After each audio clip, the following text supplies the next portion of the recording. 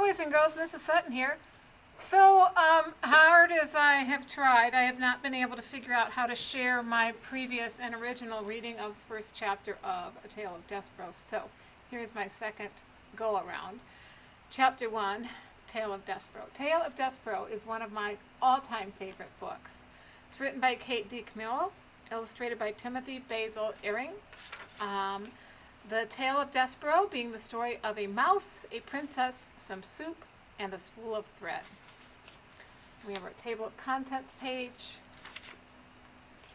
Dedication. The world is dark and light is precious. Come closer, dear reader. You must trust. I am telling you a story.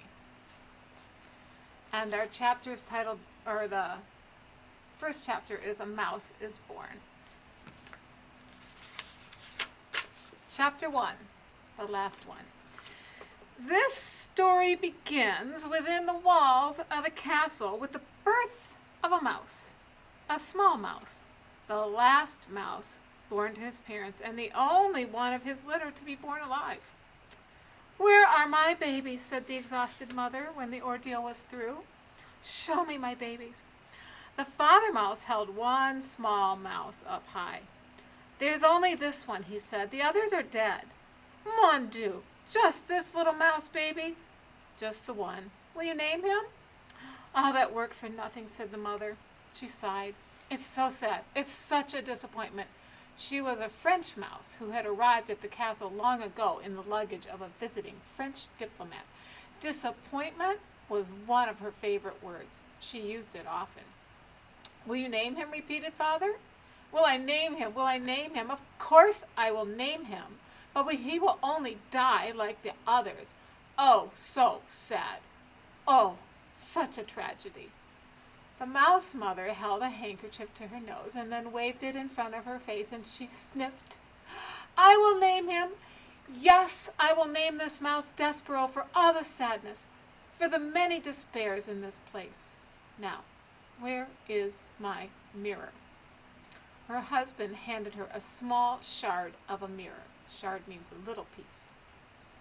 The mouse mother, whose name was Antoinette, looked at her reflection and gasped out loud. "Toulouse," she said to one of her sons, "get for me my makeup bag. My eyes are a fright." While Antoinette touched up her eye makeup, the mouse father put Despereaux down on a bed made of blanket scraps. The April sun, weak but determined, shone through a castle window, and from there squeezed itself through a small hole in the wall and placed one golden finger on the little mouse. The other older mice children gathered around to stare at Despereaux. "His ears are too big," said his sister Merlot.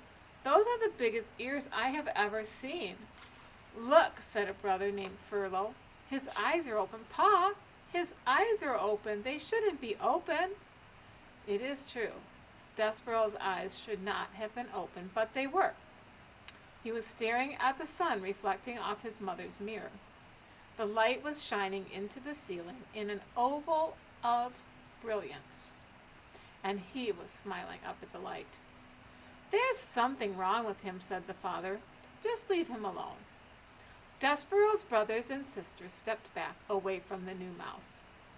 "This is the last," proclaimed Antoinette from her bed. "I will have no more babies," she said. "They are such a disappointment. They are hard on my beauty.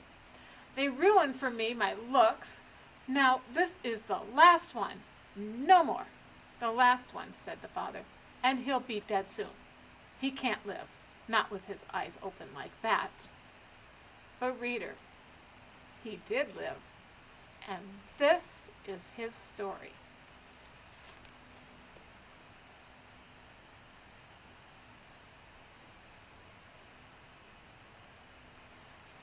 Picture you can see Despereaux with his eyes wide open, and it looks like Merlot and Furlough are there too. Well, boys and girls, that is the end of our first chapter. I hope you enjoyed it, and we will read many more chapters.